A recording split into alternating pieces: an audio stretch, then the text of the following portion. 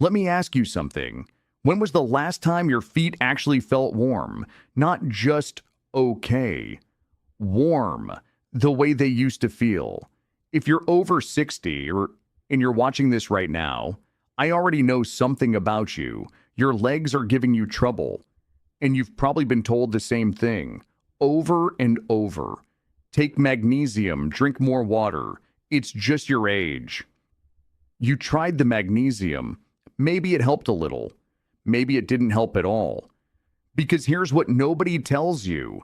Magnesium is not the answer to what's actually happening in your legs. Think about whether any of these sound familiar. Cold feet, the kind that no sock fixes. Ankle swelling that's barely there in the morning, and completely different by 3 in the afternoon. Leg cramps at night, that grip your calf and won't let go for 30 seconds that feel like 3 minutes. That heavy, dragging sensation in your thighs and after less than an hour on your feet. And that strange numbness. The pins and needles.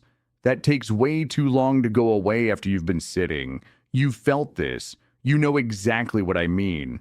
If you're nodding right now, you're in the right place. Because following the wrong advice on this, and most advice out there is wrong, is costing you months, maybe years, of suffering you don't have to be living with. I'm going to tell you the truth today.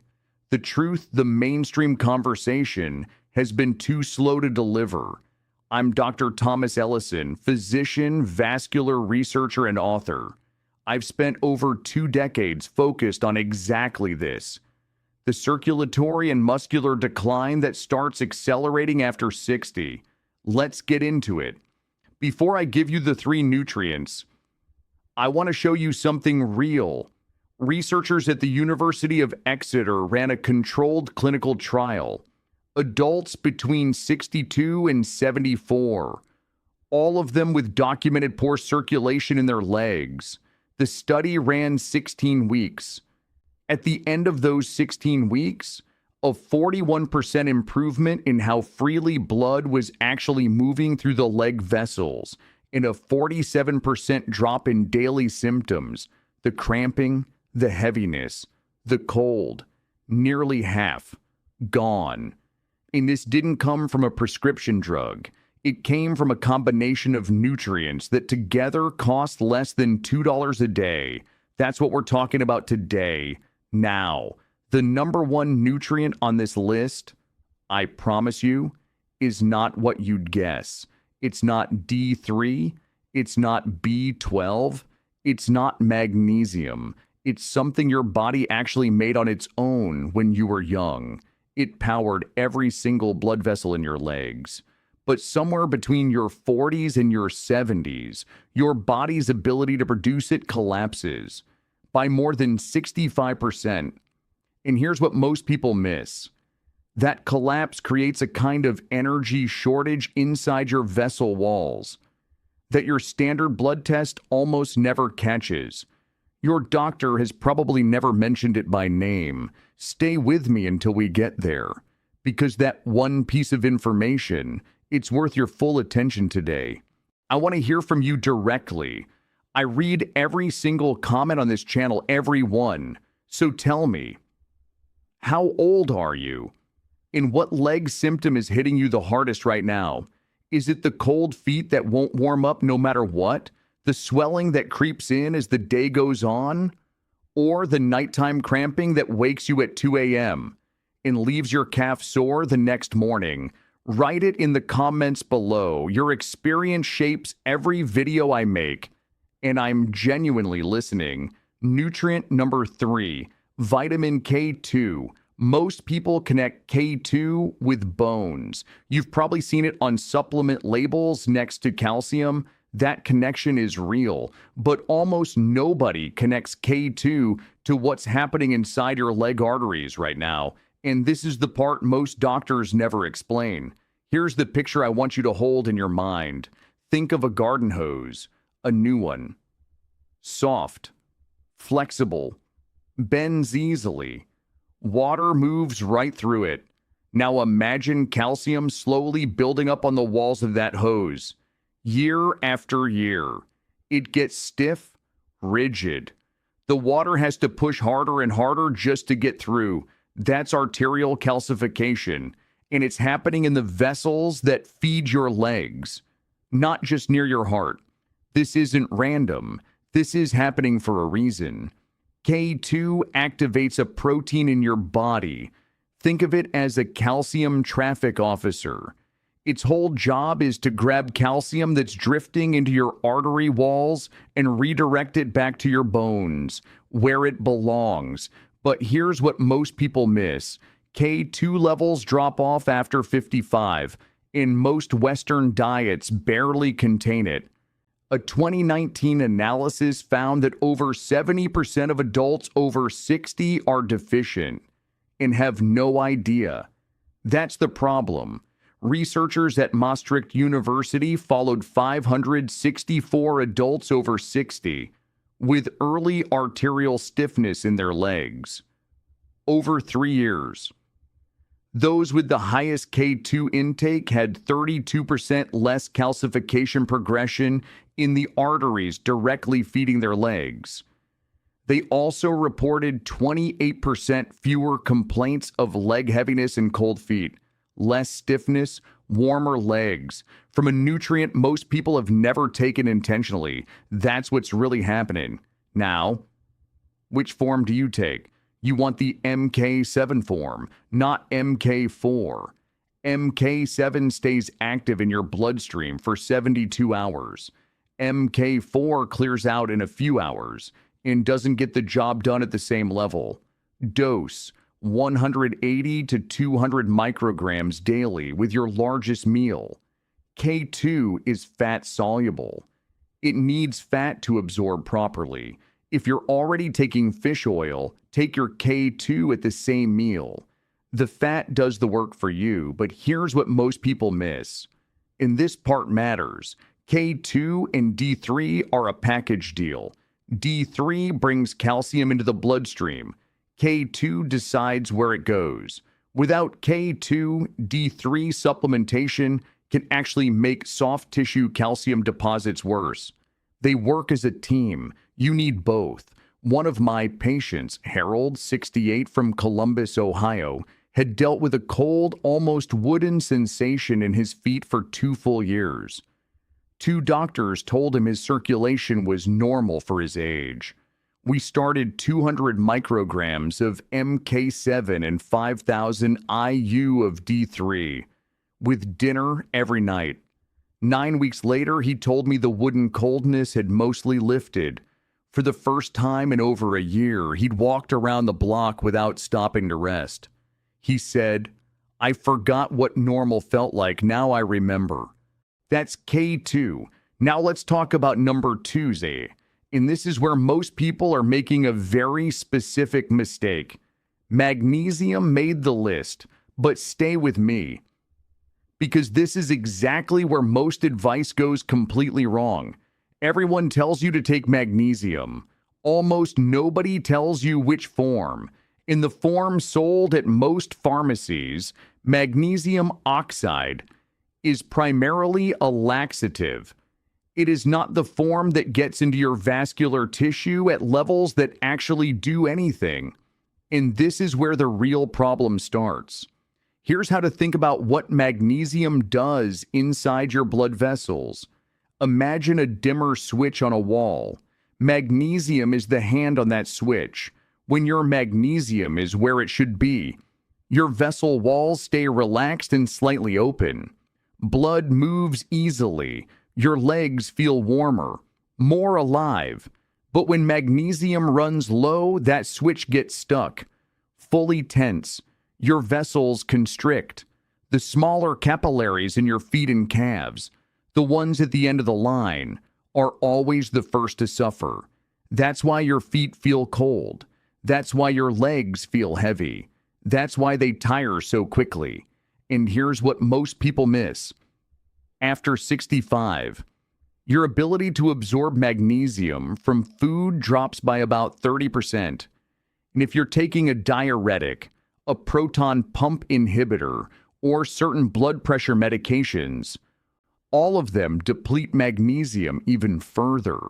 A study in the journal Nutrients found that 68% of adults over 65 in the US aren't getting enough. Most don't know it. That's the problem. Researchers at the Harvard T.H. Chan School of Public Health looked at data from 3,713 adults over 60. Those with the highest magnesium levels had a 38% lower rate of leg cramping, nighttime restlessness, and cold extremity symptoms. They also had 34% better walking endurance, measured by a 6-minute walk test. That's not a small difference. That's the difference between getting through your day and not. So which form do you take? Magnesium glycinate, not oxide, not citrate. Glycinate is bound to the amino acid glycine. That combination absorbs cleanly and doesn't cause the digestive discomfort other forms do. Dose: 300 to 400 milligrams of elemental magnesium per day, split between lunch and dinner. Splitting matters.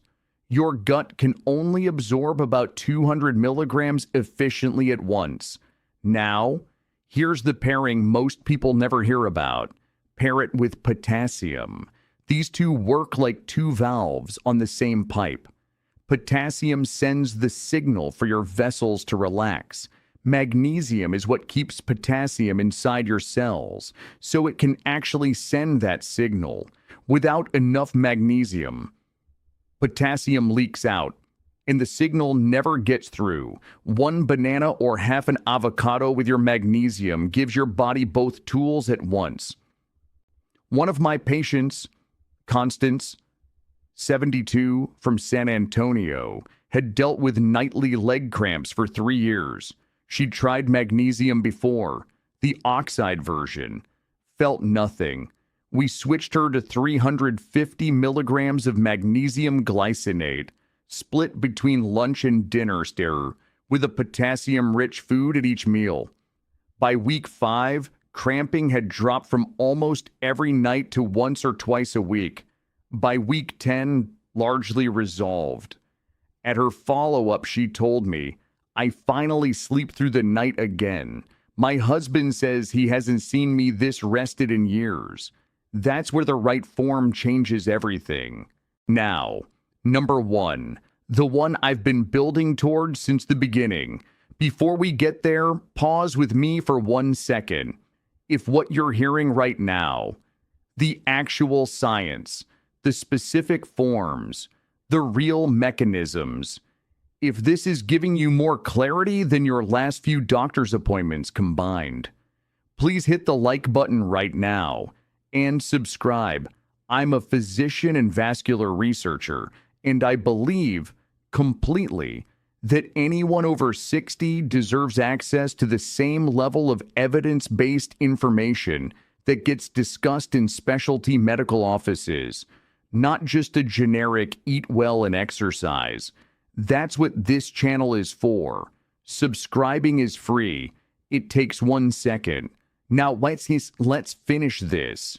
I told you this one would surprise you. It's not a vitamin. It's not a mineral. It's a compound your body actually made on its own when you were younger. And it powered every blood vessel in your legs. But that production collapses by more than 65% between your 40s and your 70s, creating an energy shortage inside your vascular cells that your regular blood panel almost never detects. That compound is coenzyme Q10, and for anyone over 60, the only form that matters is ubiquinol. So stay with me here because this part explains everything. Every cell in your body, including the cells lining every artery, vein, and capillary feeding your legs, has a power plant inside it. That power plant is called the mitochondria. CoQ10 is the fuel that keeps it running. Without enough of it, the power plant runs dirty and slow. It produces energy poorly. It generates oxidative waste. the cellular equivalent of an engine corroding its own parts from the inside. This isn't random. This is happening for a reason. Now here's the second layer, and this is the one that explains your symptoms directly. Your vascular lining, the single-cell thick layer coating every blood vessel, produces a molecule called nitric oxide. Nitric oxide is the signal that tells your vessels to open up and let blood through. That entire process runs on cellular energy. When CoQ10 is depleted, nitric oxide production drops. Your vessels lose their ability to dilate when you need them to. Blood flow to your legs, especially during activity, gets restricted. That's why your legs feel heavy.